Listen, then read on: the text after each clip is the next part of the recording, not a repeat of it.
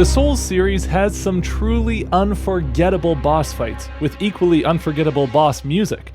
Of all the Souls games, Bloodborne's soundtrack might get the most praise, and of Bloodborne's boss themes, Ludwig's theme might be the most beloved. The boss this theme belongs to, Ludwig the Accursed, is a horrifying creature. It looks like if you turned a horse inside out, but with extra limbs jutting out willy-nilly and a mouth crammed full of teeth and a twisted, distorted face. Crawling out into the open in his blood-soaked dungeon, Ludwig is absolutely the stuff of nightmares. An unsightly beast indeed. The music that accompanies this monstrosity leans into the terrifying spectacle by evoking some of the extreme tension you'd typically find in a horror score. But while it's more dissonant and chaotic than most Dark Souls boss music, Ludwig's theme never fully plunges into the atonal madness that it flirts with throughout the piece. We're always riding that line, barely keeping it together, which we'll see is a perfect representation of the boss the theme is written for. Let's look at how this music manages to capture this aura of terror without fully descending into beasthood.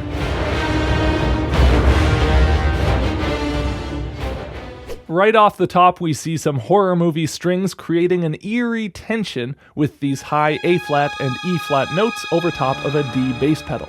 The flat fifth and flat second are two of the most dissonant notes that you can put against a root note, but they're played quietly and so far above the root note that it translates into an unsettling, creepy feeling rather than a very harsh dissonance. A strong cello melody comes in underneath, presenting a glimmer of humanity.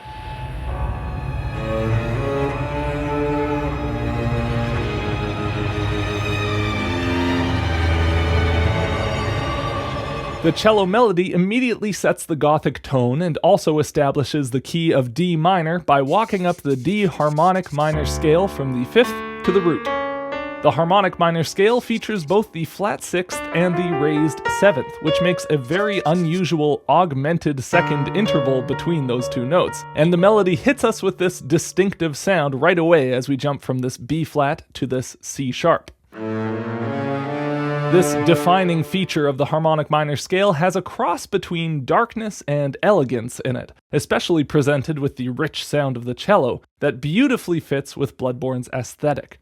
The piece quickly abandons the elegant melody to pursue a more straight-up horror music approach for a bit, tremolo strings and a choir whoop giving way to shifting tritones in the bass that plod along as the strings build in volume. These low tritones evoke the feeling of heavy footsteps, as if a great beast is lumbering toward you.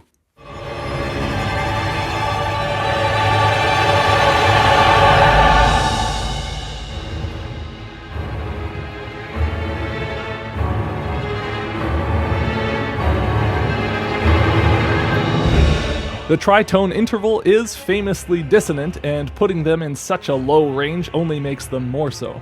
This crescendo leads into our first theme, a strong melody in D minor, but with plenty of out-of-key notes used to generate dissonance. Every second bar is chromatically stepping out with jarring note choices. From our home D minor chord, we drop down to a C sharp minor major 7 chord, the cello melody outlining this change beautifully by anticipating the chord change with these G sharp and C sharp notes that shift down chromatically to land on the chord's major 7th, B sharp.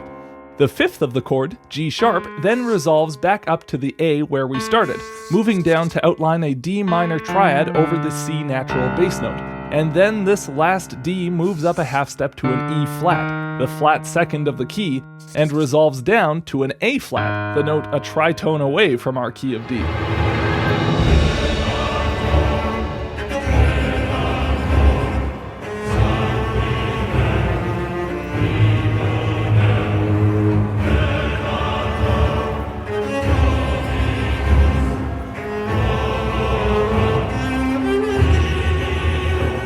The melody is strong, written with purpose and clarity, but featuring these chromatic half steps between each bar to slide between different harmonic territories taints the melody's strength with a sense of unease. We're not trying to lose our sense of key, we're just mixing in enough dissonance to keep the audience uncomfortable. The melody repeats over this continuous 3-beat rhythm until it spins its way up to land on a G-flat note to fit with the underlying E-flat diminished 7 chord that ends the phrase. The following phrase continues the melodic motif of chromatic sliding, moving with half-step runs between G and G-flat notes to fit with the underlying C minor to E-flat diminished 7 chord progression. Moving to a C minor chord, the minor flat 7 chord in the key of D minor is a very dark and unusual choice, as it features an E-flat note, which is the flat second of the key. But the following shift to an E-flat diminished 7 chord is even more dissonant.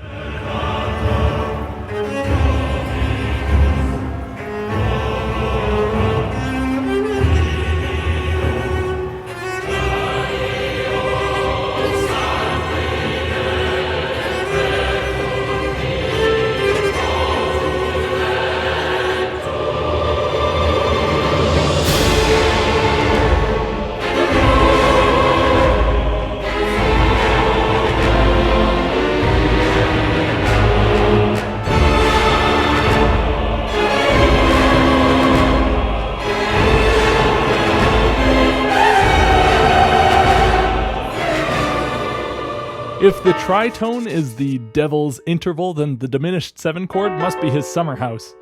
Constructed entirely of notes a minor third apart from each other, the diminished 7 chord features not 1 but 2 tritone intervals within it, and no other intervals besides that could stabilize the chord.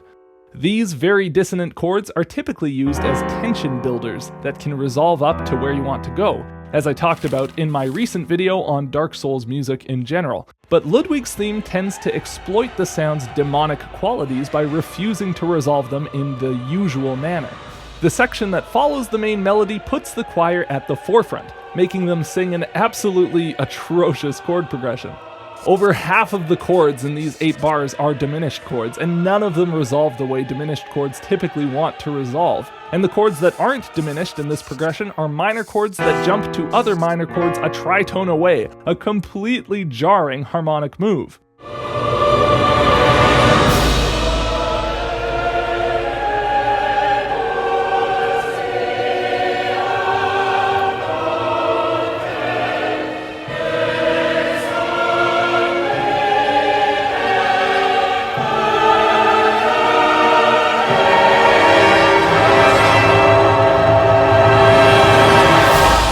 The effect of completely blowing up our sense of key like this is to create an unsettling atmosphere, but notice how the dynamic is pulled way back, and the orchestra is stripped down to just the choir. We're not going for full chaos here, we're balancing out the chaos of the harmony by holding back in every other area to keep from going over the line into total madness. Now, everything that we've heard so far makes up the loop for the boss fight, until you get halfway through Ludwig's health bar. Once you inflict enough pain on him, the horrible beast collapses down onto the ground, only to notice a shining blade beside him. As his face turns toward the pale green light, you suddenly notice a side of it that looks almost human. Picking up the blade, Ludwig seems to return to his senses, to regain some of the humanity that had long since left him. In true From Software style, Ludwig's story is hidden in little scraps of information sprinkled around the game, but it turns out that he was once a hunter, just like the player character, who tragically lost his senses and descended into beasthood like so many other characters in Bloodborne's world. But clearly he isn't all gone. He hasn't fully lost himself like so many others have. He's on the brink, just barely hanging on to himself, even in his mutilated, disgusting form. Everything in his design, from the 2-sided face to the 2-phase boss fight to the title card that changes from Ludwig the Accursed to Ludwig the Holy Blade, points to this inner battle, and this point gets emphasized by the music as well. This transition cutscene between Ludwig's 2 phases is scored with oddly voiced choir chords, the thinness of the voicings and extreme high range of the soprano voice lending an otherworldliness to the music that gives us some sense of the strange alien power of Ludwig's blade. The choir brings us into the key of E minor, but each chord is inverted in some way and the voices are so spread out. None of the first 3 chords, this E minor 6 to B7 augmented to E flat 7 sharp 9, have their roots in the bass, and almost every note is spread out a 6th or 7th interval away from each other in each chord. The vagueness that this gives the harmony perfectly translates to the kind of otherworldly quality this scene needed.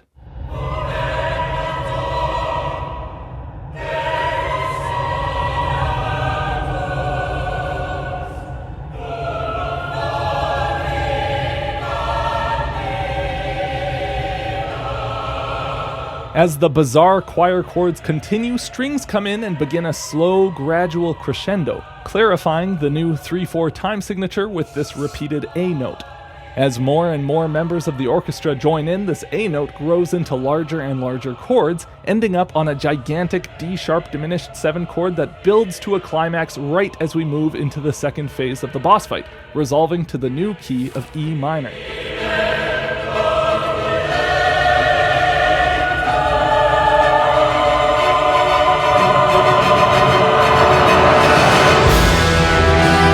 Once Ludwig draws his holy blade and assumes his new, slightly more human stance, the music changes from the pounding, heavy quarter note rhythm of the last theme to this quick, whirling waltz feel. Especially in contrast to the lumbering, beastly footsteps of the first phase, the waltz time here gives a sense of elegance to the music, of lightness that reflects the changing dynamic of the battle. It's clear that you're no longer trying to put down a beast. This is now a deadly dance between two hunters. The horns and trombones mirror this murderous minuet by giving us two independent lines that twist and weave around each other as the music outlines the form of the new section. We get 16 bars moving through 4 chords, an E minor moving to a B over D sharp, shifting to D minor, and then moving back up to a D sharp diminished 7 chord to set up a return to the tonic E minor.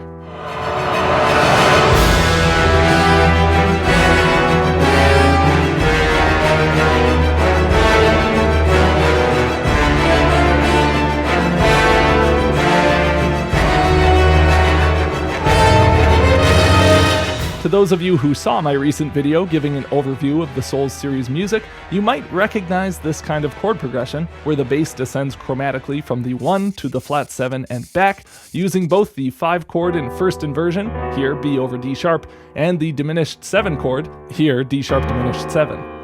This is a common trope of the Souls series music, but here it has a twist.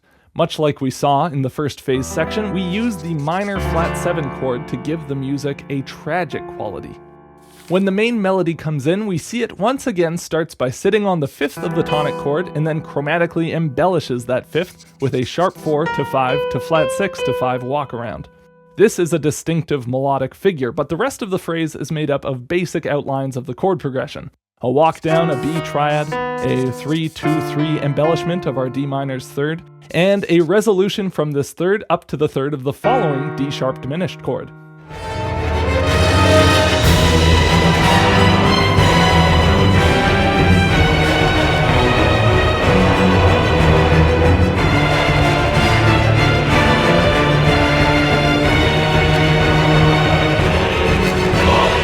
It's worth pointing out that this melody was foreshadowed by the choir-led transition music that we heard earlier. The sharp 4, 5, flat 6, 5 embellishment over our E minor chord, followed by a walk down to a flat 3, 2, flat 3 embellishment over a D minor chord, offering just a little hint of what was to come. After this melodic statement, the music kicks it into high gear. The same chord progression quickens its pace, changing chords every 2 bars rather than 4, and a new melody is belted out by the choir that shortens its phrases to 2 bars in length to match. This new melody alternates bars of simple arpeggios of the underlying chords with bars of appoggiaturas. This is where you land strongly on a dissonant out-of-chord note only to resolve down to a more appropriate note on beat 3 of the bar. These accented dissonances are accented harder by the big cymbal crashes that land every second bar.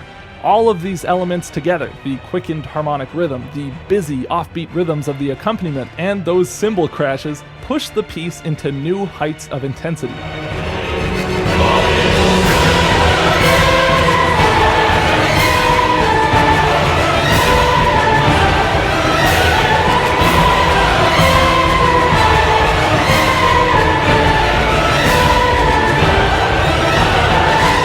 Those cymbal crashes almost act the way a drum set would, providing a backbeat that we can actually bang our head to, even though this is an orchestral piece.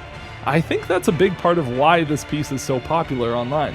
The melody continues boiling towards a climax, and as the horns bring in a counterline harmonizing it a third below, we finally get pushed over into full chaos, whirling around in waltz time like a merry-go-round that we're barely hanging on to with the tips of our fingers.